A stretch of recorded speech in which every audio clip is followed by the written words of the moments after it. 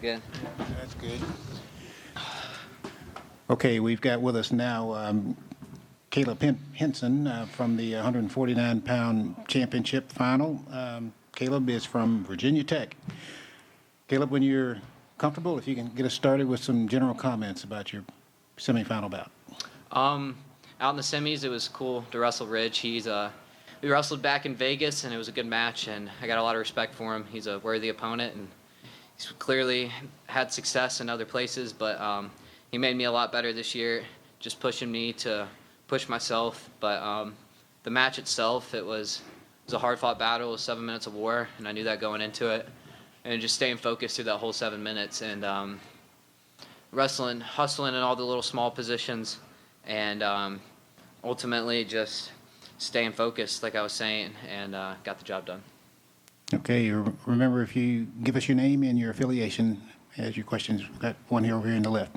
Kyle Klingman, Flow Wrestling. Your coach, Tony Roby, has called you one of the most mentally tough human beings he's ever met. How do you build that mental toughness? I think it came from my family and just being installed to it at a young age, not doing anything halfway and putting your full heart into it, and just not quitting on yourself. I got a little brother, so I'm never going to show any quit because that's the day he says he wins. So that helps, but just being grateful for the opportunity and giving it my all and competing with my full heart, and I think that's where the mental aspect comes from. Just staying true to myself, like I said, coming from a young age. Just sorry, I'm getting distracted. My teammates wrestling, but yeah, it's just doing everything every day to your full extent, and all the little things add up. Front row. Caleb, Mike Finn from Wynn. You're from the state of Georgia, isn't that correct? Yes, sir. Okay. Talk to me the impact what this will have in your state's wrestlers, your kids, the kids that come out of that state. If you win, excuse me. When I win. But I think it'll just show that anything's possible. And from the state of Georgia, I feel like the past 2 years I've been repeating myself, but we used to be slept on, but now I feel like we've got a little more eyes from all ages. And just to show that it could be done, like get the state or the North mentality out of your head, and just it's about what you do and the work you put in. And yeah, I hope I can be a role model and show them that anything's possible with hard work. Let's go in here in the second row in the middle. Caleb, congrats, man. I don't think we've talked since after state a couple of years ago. But just want to say you are the first Georgia State finalist since 1983. Cody Parker with Georgia Grappler, by the way.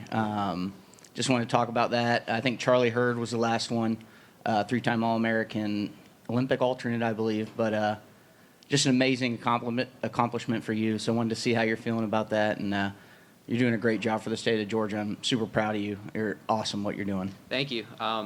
Yeah, I didn't know it's been that long, and that's kind of the thing I was answering earlier, is getting that mentality of Georgia this, Georgia that. It's Caleb Henson's in the finals, and I love to rep Georgia, but it's just, again, it's cool, I guess, to be from a southern state, but again, I don't think of it like that. I think of it as it's cool because of all the hard work I put in, and yeah, it's fascinating. I guess 1983, you said? It's pretty cool, and hopefully I can be the first champ. I've been racing with my boy Jackson Smith, and we've been talking for multiple years about it, but sadly he didn't accomplish his goals. But hopefully I can win that competition tomorrow. Yeah, that was kind of leading on to my next question. I know Jackson will bounce back strongly. Mm-hmm. How does it feel to be with a high school teammate to compete in the national tournament 2 years in a row now? I mean, just you don't see that often in Georgia. I think probably Sean Russell and Ryan Milhoff are the last two to be on the same team to compete. Again, just awesome representation, and proud of how you're competing. Thank you. But yeah, competing with Jackson's dope. We have stayed pretty close, and that's my boy. And got a lot of other boys that'll be here eventually, and we'll have a lot of Georgia names competing in this tournament soon. Okay, we're going to go over here to the left. Ryan Holmes, Intermat. So, Caleb, you've had a grind of a season, and you've been ultra dynamic, scoring a lot of points. In this match, it only took 1 point to get it done. How did you stay focused up against a guy that you knew you were going to need to score plenty of points against because he was going to keep coming? Yeah, it's a little weird for me. I consider myself offensive, and a guy like that who's very savvy defensively, you have to maybe reconstruct your game plan a little bit and stay mentally tough and make it harder on him and not wrestle the positions he's excellent at. And yeah, just staying focused, allowing him to make the mistakes.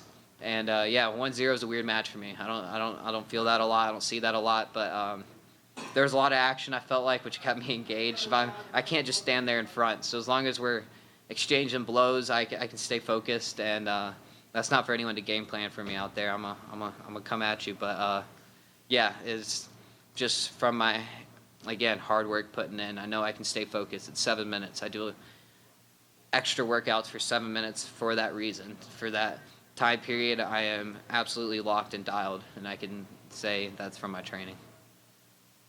We're over here on the left. So follow-up question for you. In the ACC Finals, you took a loss. Yep. And it wasn't really because you feel like you gave up a takedown. It was very controversial. How did you bounce back from that and make sure that you essentially kept the referee out of another one of your matches this weekend? Yeah, and at the end of the day, I've already, win or losses don't affect my life to an extreme standard. I want to win every single match, but just being blessed and realizing how cool it is to compete and what God allows me to do. It's allowed me to have victory with myself every day. So that loss was just, it sucked in that moment, but getting on the bus with my boys, going back to my house in Blacksburg, getting back on the mat the next day, realized how grateful I am to just compete and take that as a learning lesson, and made myself better from it. Just more effort in small positions, and don't ever take anything for granted. Okay, any other questions? Okay, we got one here in the middle. Caleb, your pressure usually breaks a lot of kids in a lot of matches. Do you feel like that's your strength and that is kind of what drives you in most of your matches, is just late in the end, a lot of them just tend to break down most of the time? Do you think that kind of is what carries you for a lot of the time, or how do you feel about that? Yeah, I think a wrestling match isn't decided in the first 2 minutes. It's 7 minutes of war, and I'm just going to stay locked in for that 7, and whatever happens, happens. I'm just as good in the first minute as I am in the last 10 seconds. So it's just something that's part of my training, and my mindset is that I'm not going to fade, and if anything, I get better as the match goes on. But yeah, I think it's a good asset to have, and it's something I work hard for, and it's not all, but it's a lot of my wrestling. Okay, anything else for Caleb? Not seeing any there. All right, Good. good luck to you. Thank you.